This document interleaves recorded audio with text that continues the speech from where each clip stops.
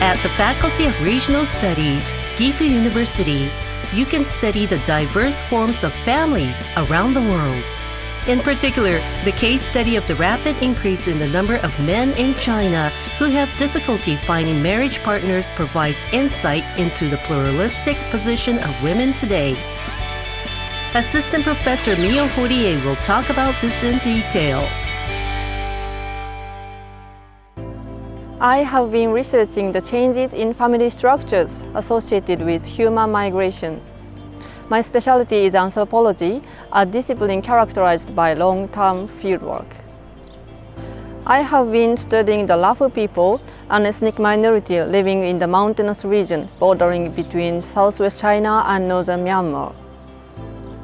Through my fieldwork, I have come to realize that since the 1980s, the Lawfuls have faced serious internal migration of young girls to inner China. China's long-term nationwide one-child policy has generated a great gender ratio imbalance over the years. The disproportionate excess of total male population over female population has reached 30 million. This fact has resulted in the difficulty for males finding potential marriage partners.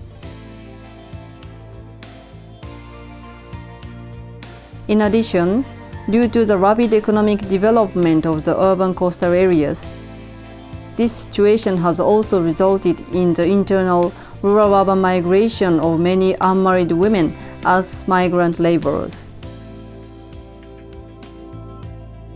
Due to gender ratio imbalance and rising economic status of the females, they and their families start to impose many requirements for future marriage partners.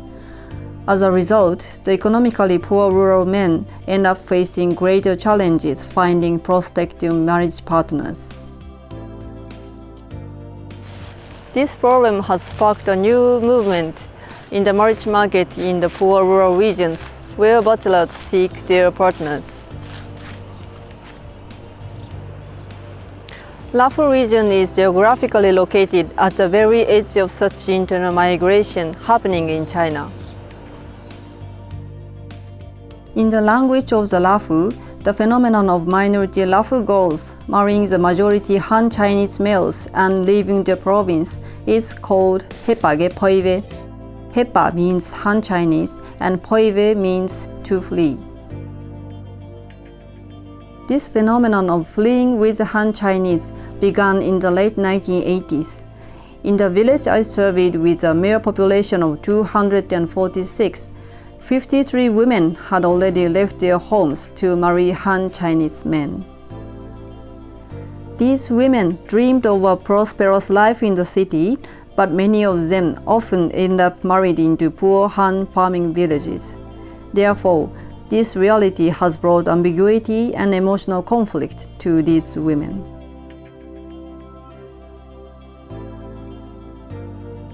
Na-u, a 30-year-old woman, married a Chinese man in Anhui province when she was 18.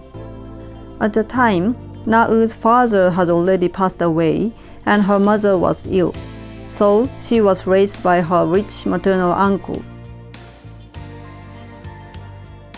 In 1999, a female relative who had married into a family in Anhui province introduced to Na-u 2 Han bachelors on a visit home. Upon consulting her best friend Nayo, Na-u decided to marry one of the bachelors. The Han Chinese man offered a bride price of 6,000 yuan to Na-u's mother. A small Lawful-style wedding ceremony was held when she left her home. Although the economic condition of Na-u's husband's family in Anhui is on the poor end of the scale, several other nearby married Lawful women in similar circumstances often bring food and get together for parties in the late afternoon.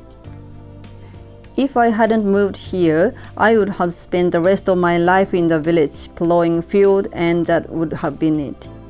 I had only one choice. Except for the fact that you are not allowed to fall in love, there is a lot of freedom here, she told me. Then there is a case of another Lawful woman named Nayo. Although she had doubt about her marriage, she hesitated to return to her natal village. After her marriage with an unhappy husband, she moved to Beijing to work with him and lived there for 5 or 6 years, taking care of their son. She then moved back to Anhui, leaving only her husband to work in the coastal area. Currently, Nayo and her son live together. During her husband's absence, Nayo manages the family farmland. But her activities are often under the careful watch of the villagers, and her freedom is restricted. This is her biggest complaint. I was married too early. When I was young, I didn't know much about life, and I had never had a proper relationship with a man. I only heard people say that Hepa land was a comfortable place to live. After I agreed with the marriage, I felt scared and didn't want to go, but my father told me that he had already received the bride money and would lose face if I changed my mind.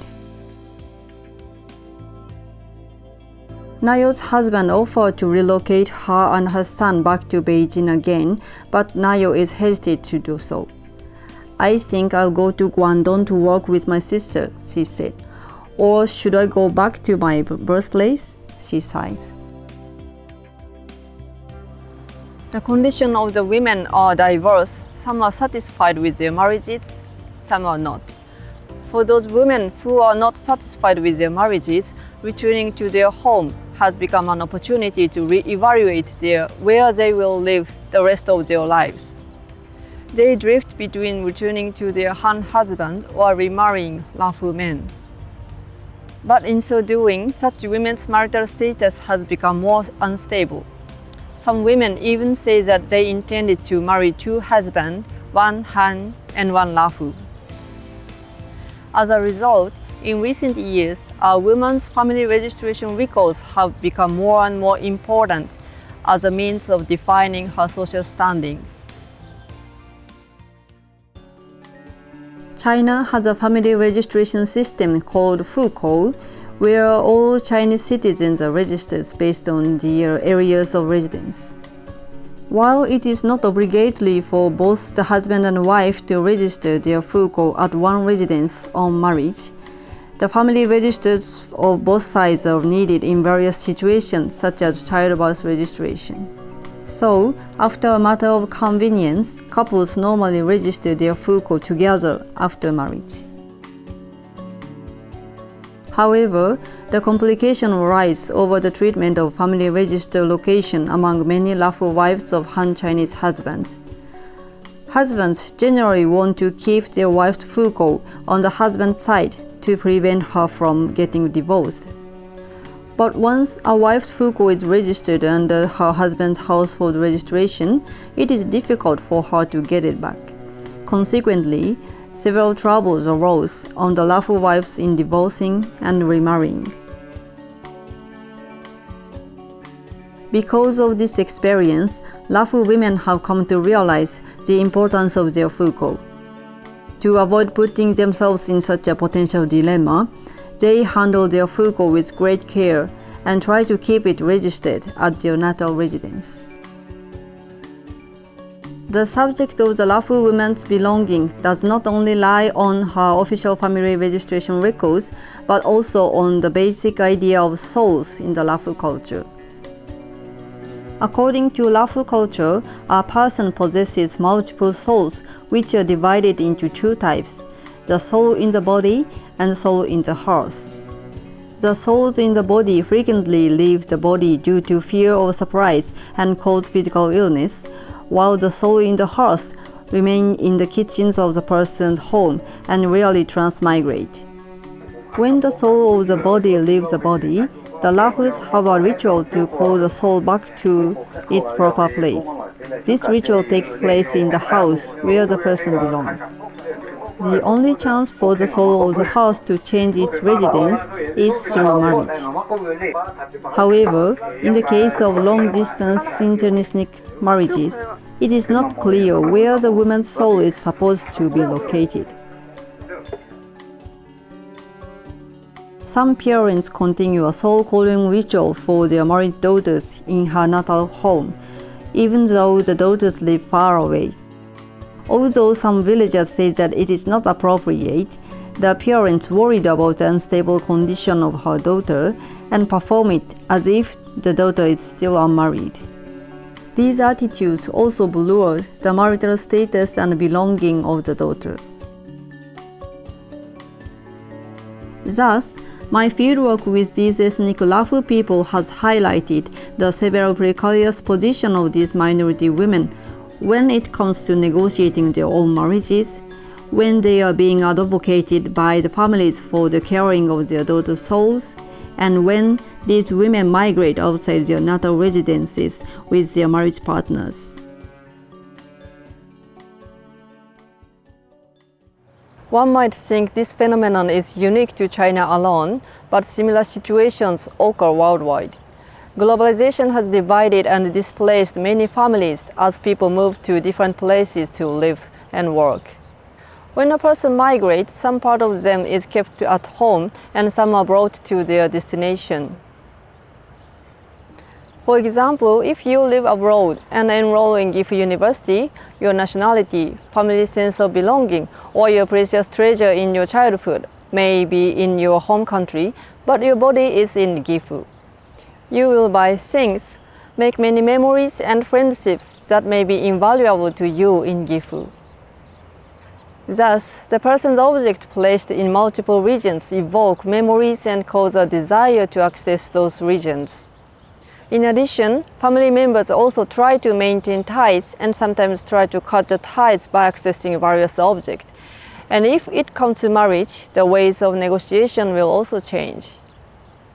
People do not exist alone but are influenced by such relationships and negotiations. In this sense, person is not an individual but individual. Today I talked about marriage migration of the ethnic minority, but this is not limited to this topic.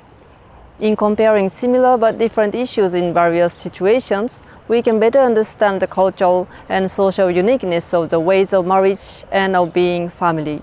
In my laboratory, we have focused our studies from an anthropological perspective on human mobility, family structure, gender issues, and personhood in various regions and societies in the world.